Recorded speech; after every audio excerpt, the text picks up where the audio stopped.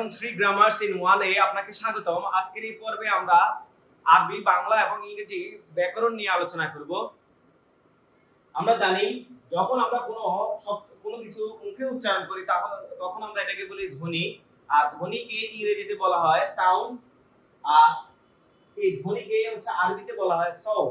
অর্থাৎ আমরা যেটা মুখে উচ্চারণ করি, আমরা যদি বলি ক তাহলে এটা হবে ধ্বনি, আমরা যদি বলি এ তাহলে এটা হবে সাউন্ড, আর আমরা যদি বলি আলিফ তাহলে এটা হবে সাউন্ড। আমরা জানি ধ্বনির লিখিত রূপকে বর্ণ বলা হয়। যখন আমরা এটা মুখে বলেছি তখন এটা ছিল ধ্বনি, আর আমরা যখন এটাকে লিখে ফেললাম, যদি আমরা ক লিখি তাহলে এটা হয়ে যাবে বর্ণ, আমরা যদি এ লিখি তাহলে এটা হয়ে যাবে লেটার, আর আমরা যদি আলিফ লিখে ফেলি তাহলে এটা হয়ে যাবে হরফ। তাহলে আমরা যখন কটাকে মুখে বলেছি তখন এটা ধ্বনি ছিল, আর এই যখন আমরা মুখে বলেছিলাম তখন এটা সাউন্ড ছিল, যখন আমরা আলিফকে মুখে বলেছিলাম তখন এটা সাউন্ড ছিল। যখনই আমরা এটাকে লিখে ফেললাম তখন এটা বর্ণ হয়ে গেছে, আর বর্ণকে দেখা যায় এবং লেখা যায়। যেহেতু আমরা জানি ধ্বনি লিখিত রূপে এটাকে ইংলিশে বলা হয় লেটার, আর আরবিতে বলা হয় হরফ। আমরা জানি আরবি হরফ হচ্ছে 29টি, আর ইংলিশে লেটার হচ্ছে থেকে জেড পর্যন্ত যতগুলো আছে এগুলোকে বলা হয় লেটার। তার মধ্যে ক্যাপিটাল লেটার আর স্মল লেটার আছে।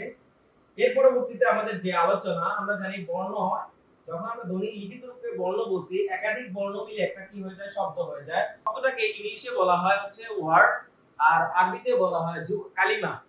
এখন আমাদের প্রশ্ন হচ্ছে যে স্বাভাবিকভাবে যে শব্দটা হলো, শব্দটা কি অবশ্যই কি থাকতে হবে, একটা অর্থ থাকতে হবে। ওয়ার্ড যখন আমরা বললাম আর এটাকে যখন আমরা অনেকগুলো শব্দের মাধ্যমে একল নিয়ে আসছি তখন এটা ওয়ার্ড হয়ে গেছে, আর ওয়ার্ডটাই আমরা জানি আরবিতে কি হয়, কালিমা হয়। এখন যখন আমরা শব্দ পেয়েছি, আমরা জানি একটা ধ্বনি লিখিত রূপে বর্ণ বলে, একাধিক বর্ণ মিলে একটা শব্দ হয়। একাধিক শব্দ যখন শব্দ হবে, শব্দের অবশ্যই একটা নির্দিষ্ট অর্থ থাকতে হবে। যখন এটার অর্থ থাকবে তখন এটা শব্দ হবে, নয় এটা শব্দ হিসেবে কাউন্ট হবে না। আর আমরা জানি একাধিক শব্দ মিলে হয় একটা বাক্য, আর বাক্যকে ইংলিশে বলা হয় সেন্টেন্স, আর আরবিতে বলা হয় জুমলা।